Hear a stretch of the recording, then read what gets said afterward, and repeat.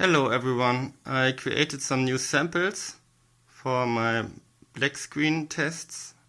I wanted to show you. Let's start in the top left. Sample J uses Oralite 560070 as a reflective layer and an Opal Milk window privacy film as a diffuser.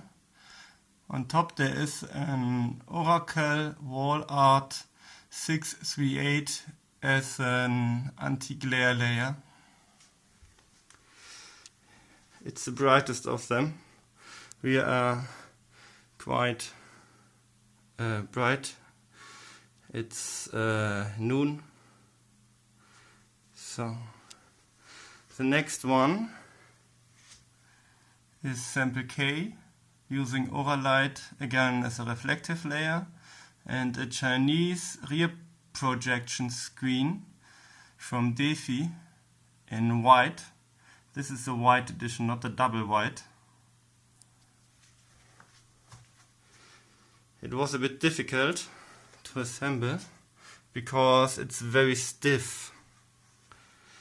This one had the problem that it is easy to knit, and if you have knitted it once, then you have these marks.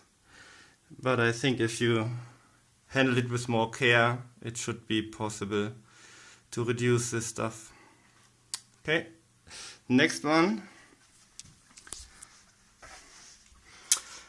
Sample L uses the Oralite 5600 as a black reflective layer, and it uses a MacTac MACal 798 as a diffuser, and again the wall art as an anti-glare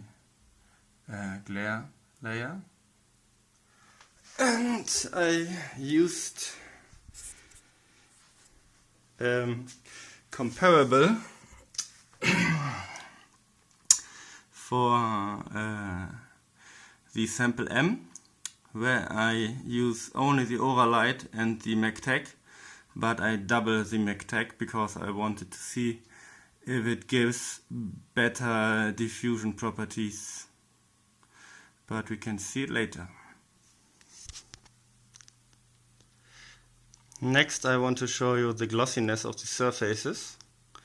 Therefore I will try to see if I can get a reflection from the window. So let's start here. You can see you get a reflection, but it is quite even for sample J. In contrast, the Chinese rear projection screen has nearly no glossiness, which would make this very good. But let's see later how it performs.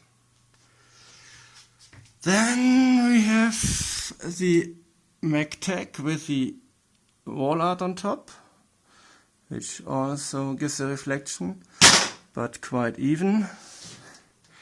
And only the MacTac as a front surface gives a nice surface. But it's actually not so bad. So if you want to go with only one surface material on top, then you probably can use the MacTac, but we would need to see it in full size. So next I want to show you the daytime performance of the screen. First I will do it on axis, standing right below the projector.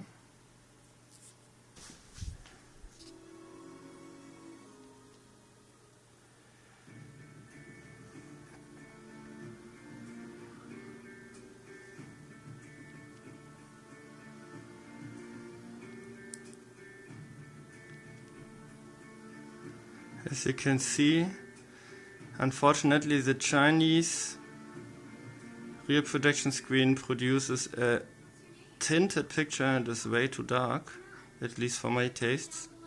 And also, if taking the price into account, which would be around $200 for a full screen, I would think this is ruled out. Actually, I think for the blackness they provide, the both MacTacs at the bottom are quite okay. So now I will sit down to get off axis a bit.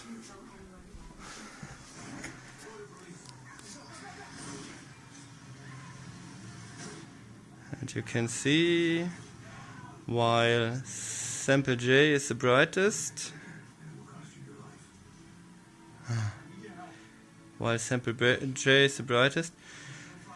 the MacTac still gives a good picture, especially if you would have a strong projector and can turn up the output. You might get a decent black screen there.